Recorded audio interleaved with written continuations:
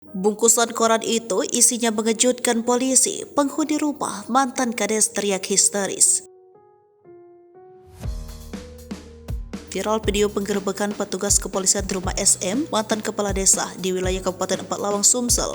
Hasilnya cukup mengejutkan. Ketika itu petugas kepolisian gabungan dan Polsek Paiker dan Satres Polres Empat Lawang melakukan penggerebekan di rumah SM, yang merupakan mantan kades Talang Padang, Kecamatan Paiker, Kabupaten Empat Lawang, Sumatera Selatan, Jumat 10 Maret 2023 sore. Tampak sebelum sebuah kamar di dalam rumah sang mantan kades sempat terjadi perdebatan. Namun setelah negosiasi dengan penghuni rumah, akhirnya dilakukan pendobrakan pintu ruangan tersebut. Pendobrakan disaksikan perangkat desa setempat. Saat pintu dibuka sungguh mengejutkan. Terdapat bungkusan koran yang ternyata isinya narkoba jenis ganja kering. Petugas pun meminta disaksikan perangkat desa dan penghuni rumah.